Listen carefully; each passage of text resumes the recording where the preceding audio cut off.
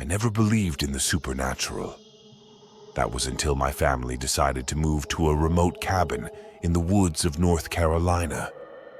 My parents thought it would be a great way for us to reconnect with nature and escape the chaos of city life.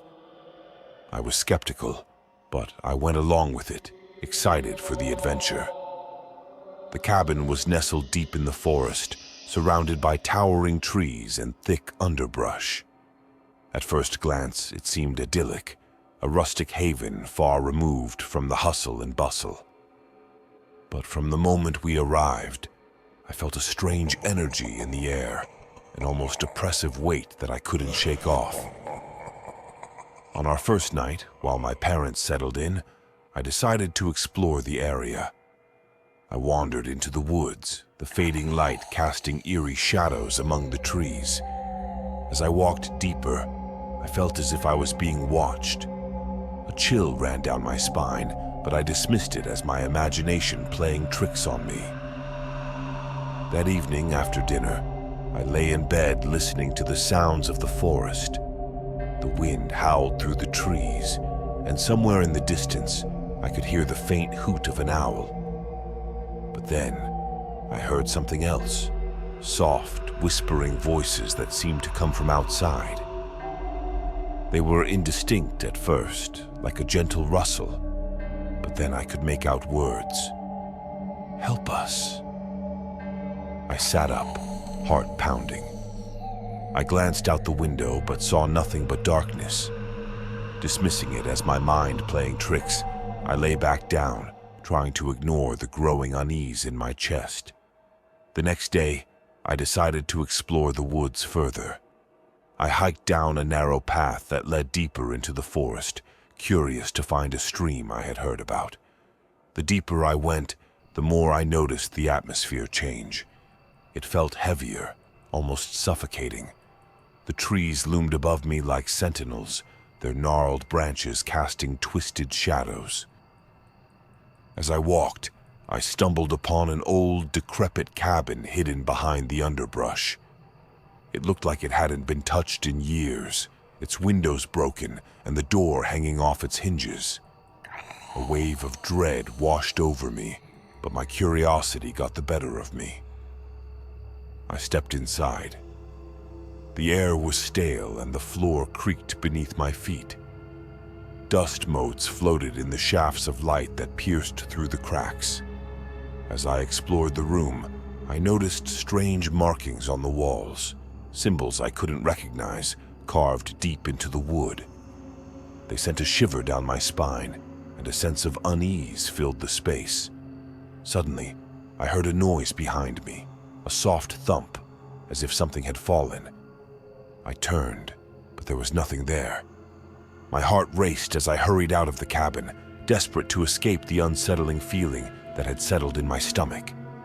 That night, the whispers returned, louder and more urgent. "Help us! Please!" The voices echoed in my mind, intertwining with my nightmares. I woke up in a cold sweat, feeling an overwhelming sense of dread. I couldn't shake the feeling that something was wrong. Something was watching me. The following day, I confided in my parents. They brushed off my concerns, attributing it to typical teenage anxiety. But I couldn't shake the feeling of being watched. It was as if the woods were alive, breathing, whispering secrets just beyond my reach. Determined to uncover the truth, I researched the area online. I discovered stories of a group of children who had vanished in these woods decades ago. They were rumored to have been lured into the forest by a malevolent spirit known as the Watcher, a ghost who preyed on the innocent. According to legend, the Watcher had been searching for new souls to join its eternal torment. I felt a chill run down my spine as I read about the ghost's whispers, its desperate cries for help. The more I learned, the more terrified I became. My dreams became nightmares, filled with visions of the lost children, their faces twisted in fear as they reached out to me, begging for salvation. One night, I decided I had to confront the Watcher. I gathered my courage and returned to the old cabin, determined to communicate with whatever spirits lingered there. Armed with a flashlight and my phone, I stepped into the darkness, the cold air wrapping around me like a shroud. As I entered the cabin, the air turned icy, and I could feel the presence of something malevolent. I took a deep breath, my heart pounding in my chest. "I want to help you," I called into the darkness, my voice trembling. "Show yourself." For a moment, nothing happened. Then, the temperature dropped dramatically, and I felt a cold breeze brush past me. The whispers began again, but this time they were clearer, more defined. "Join us." Panic gripped me as shadows danced along the walls, coalescing into a dark figure in the corner of the room. It was tall and gaunt, its eyes glowing with an unnatural light. The Watcher. "You cannot leave," it hissed, its voice like nails on a chalkboard. "You are mine now." I turned to run, but the door slammed shut, trapping me inside. The shadows closed in, surrounding me, their whispers growing louder. "Join us!" They echoed in my mind, drowning out my thoughts. Desperate, I reached for my phone, hoping to call for help, but the screen flickered and went dark. The room plunged into darkness, and the air felt thick with despair. The shadows surged toward me, and I felt their icy fingers brush against my skin. "No!" I screamed, fighting against the darkness. "I won't join you!" In a last-ditch effort, I remembered the stories I had read about the spirits. I gathered my strength and shouted, "I release you! You don't have to be trapped here! Find peace!" The room shook violently, and the shadows shrieked, their forms writhing in pain. "No! We are bound to this place!" the Watcher cried, its voice a cacophony of rage and fear. With every ounce of strength, I continued to shout, "You are not alone! You are loved!" Suddenly, a blinding light filled the cabin, pushing back the shadows and illuminating the figure of the Watcher. Its screams filled the air, a mix of fury and anguish, as the light engulfed it. "You cannot free them!" it howled, but the brilliance of the light grew stronger, consuming everything in its path. With a final, ear-piercing scream, the Watcher dissolved into a flurry of darkness, the whispers fading into silence. The air cleared, and the oppressive weight lifted. I stumbled out of the cabin, gasping for breath, the moon shining brightly above. The woods felt different now, lighter somehow. I had faced the darkness and come out alive, but as I turned to leave, I couldn't shake the feeling that the shadows were still watching, waiting for the next unsuspecting soul to wander too far. I could feel my heart racing as I stood frozen in the darkness of the old cabin. The air thickened, heavy with dread, and I could almost taste the fear. "Is anyone here?" I called out, trying to steady my voice, but it trembled as I spoke. The only answer was a chilling whisper that danced around me, slipping through the cracks in the wooden walls. "Join us!" it cooed, echoing off the barren space. The words sent a shiver down my spine, the very marrow in my bones vibrating with an ancient terror. I scanned the dim corners of the cabin, squinting into the darkness, and that's when I saw it. A flicker of movement, a shadow darting just beyond my line of sight. My breath caught in my throat as I strained to see. The air around me felt charged, like the calm before a storm. Then, the shadows began to shift and swirl, coalescing into darker shapes, each one twisting and morphing into indistinct figures. I backed away, my foot hitting something on the floor, a broken wooden beam that creaked ominously under my weight. "You should have left us alone," a voice snarled, deeper and more guttural than before. The shadows twisted, forming a taller figure towering over me, its features indistinguishable but filled with rage. "You woke us up!" I stumbled backward, my back pressing against the cold wall.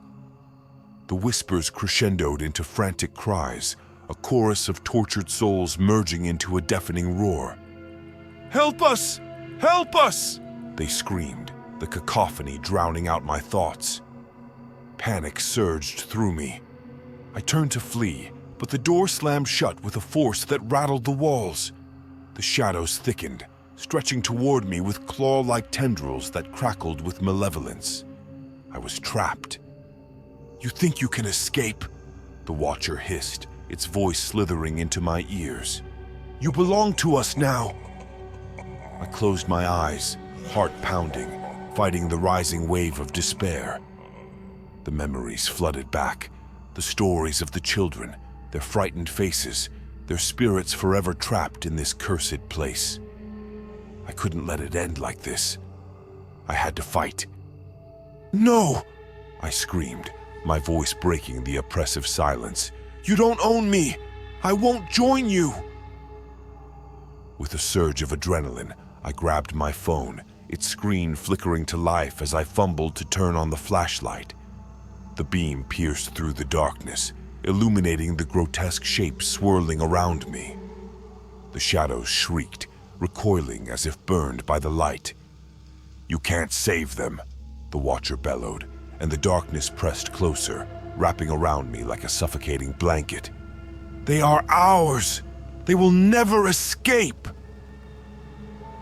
I felt my resolve waver, doubt creeping in. But then I remembered the stories of those who had come before me. I couldn't let fear win. I steadied my breath and spoke the words I had read about, words meant to banish the darkness. "You are not alone! I release you!" As I shouted, the air thickened with tension, and the shadows writhed in pain. "You think you can save them?" the Watcher sneered, its eyes glowing with fury. "They will suffer with us for eternity!" The darkness surged forward, and I felt icy fingers wrap around my throat, squeezing tight. I gasped for breath, panic flooding my senses. I struggled against the grip, the world around me blurring as I fought to stay conscious. "Help us!" the voices cried out once more, piercing through the fear. I focused on that plea, my determination igniting. "You are free!" I shouted, feeling the power of my words rise within me. "You can leave this place!" The shadows recoiled as if struck, their forms flickering. The cabin shook violently, the air crackling with energy as the darkness fought back against my declaration. "You cannot win!" the Watcher shrieked, its voice now a blend of anger and desperation. But I stood firm, light spilling from my phone, illuminating the grotesque figures surrounding me. "I won't let you take anyone else," I declared, feeling the strength of the lost souls behind me. Suddenly, a blinding light erupted from my phone, illuminating the room and pushing the shadows back. "No!" the Watcher howled, thrashing against the brightness. "You will pay for this!" As the light surged, I felt the warmth of the spirits around me, their presence lending me strength. The whispers turned into a unified cry of hope. "Free us! Free us!" In that moment, the shadows began to dissolve, their forms breaking apart like wisps of smoke. "This isn't over!" the Watcher screeched, its voice fading into a frantic echo as it shrank into the corners of the room. With one final push, I shouted, "You are free!" The light enveloped me, and I felt a rush of warmth, a comforting embrace. I closed my eyes, letting the brilliance consume me. When I opened them again, I was outside the cabin, the cool night air washing over me. The trees stood tall and silent, the oppressive darkness lifted. I glanced back at the cabin, now an ordinary ruin, and I felt a strange mix of relief and sorrow. But as I turned to leave, I couldn't shake the feeling that something was still watching from the depths of the forest.